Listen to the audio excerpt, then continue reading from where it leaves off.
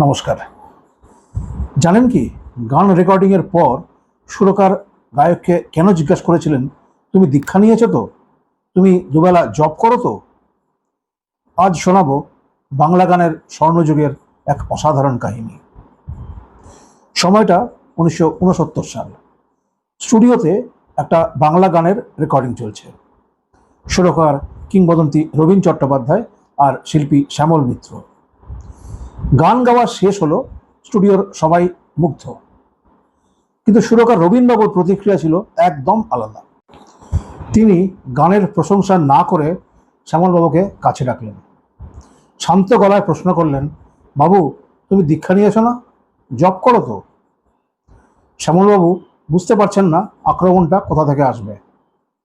সেই বছরেই তিনি তারাপীঠে তার গুরুদেবের থেকে দীক্ষা নিয়েছিলেন।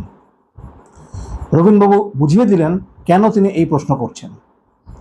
তিনি বললেন, শ্যামল মিত্র যে সুরে গাইবে তা আমি জানি, কিন্তু গানটা দেহতত্ত্বের, সেই আধ্যাত্মিক ভাবটা কোথায়? যাও, গুরুদেবের কথা স্মরণ করে আবার গাও, আমি আর একটা টেক করব। কি অদ্ভুত শিক্ষক, আর কি গভীর অনুভূতি। শ্যামলবাবু আবার গাইলেন। এবার রবীনবাবু তাকে জড়িয়ে ধরে বললেন, বাবু তুমি আমার মন ভরিয়ে দিয়েছ। সেই কালজয়ী গানটি ছিল, ও মন কখন শুরু কখন যে শেষ কে জানে, এই যে বাজিকরের খেলার মন। ছবির নাম কোমললতা। এই গানের জন্য খুশি হয়ে সেদিন সন্ধ্যাবেলা রবীনবাবু নিউ মার্কেট থেকে কিনে আনলেন একটি দামি ব্রুট পারফিউম, উপহার দিয়েছিলেন শ্যামল মিত্র। আসলে এই শ্রদ্ধা আর ভালোবাসাই ছিল বাংলা গানের সেই স্বর্ণযুগের আসল চাবিকাঠি। আপনারা কেমন লাগে এই গানটা কমেন্টে অবশ্যই জানাবেন।